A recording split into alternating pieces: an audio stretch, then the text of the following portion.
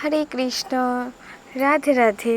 তো দেখো আজকে সকাল সকাল জগন্নাথ দেবকে আর আমার গোবিন্দকে কত সুন্দরভাবে সাজিয়ে দিয়েছি। হ্যাঁ, আজকে ঘরের ফুল দিয়েই সাজিয়েছি, কারণ কি মা একটু অসুস্থ, তার জন্য মা ফুল আনতে যেতে পারে না। তো তার জন্য অল্প অল্প ফুল দিয়েই আজকে আমি সিঙ্গার করেছি।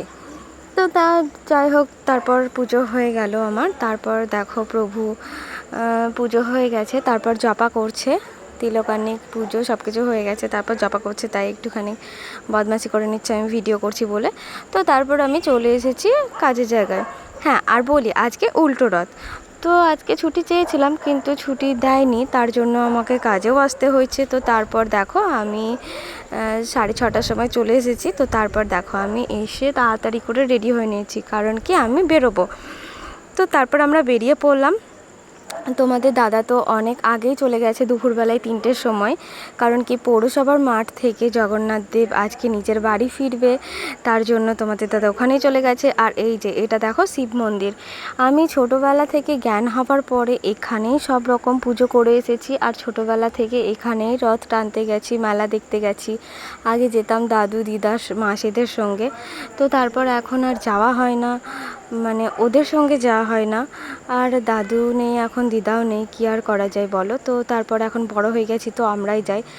তারপর দেখো চলে এসেছি আমরা এখানে রাস্তার মধ্যে। তোমাদের দাদা ফোন করলো আমাকে, বলে এই রাস্তায় আছে, চলে আসো। তো তারপর আমি তাড়াতাড়ি চলে গেলাম এখানে। তো কত ভিড় রয়েছে দেখো, এত ভক্ত, মানে এত, এই একটা দিন বছর সারা বছর সবাই অপেক্ষা করে থাকে এই রথের জন্য, যে রথযাত্রা কবে হবে। এত সুন্দর লাগছে দেখো, কত ভক্ত এখানে।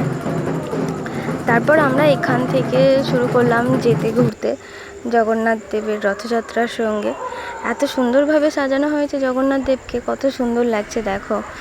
আর প্রভুরা দিচ্ছিল চকলেট, প্রসাদ, সব কিছুই দিচ্ছিল।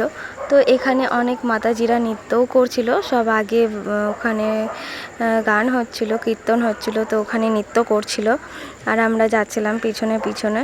তো দেখো তারপর চলে এসেছে এখানে, এটা ভারশালা, এখানে চলে আসলাম আমরা পুরোটা ঘুরে, রামপুরহাটের অর্ধেকটা ঘুরে এখানে চলে এসেছি। তো তারপর এখানে জগন্নাথ দেব, বলরাম দেব আর সুভদ্রা দেবীকে নামানো হচ্ছে রথ থেকে। তো দেখো এখানে একটা প্রভু বলরাম দেবকে নামিয়েছে, আর ওইদিকে জগন্নাথ দেব সুভদ্রা দেবীকেও নামানো হয়েছে। তো তারা আজকে তাদের নিজের বাড়ি ফিরে যাচ্ছে, এই 7 দিন পর মাসির বাড়ি থেকে নিজের বাড়ি ফিরে যাচ্ছে।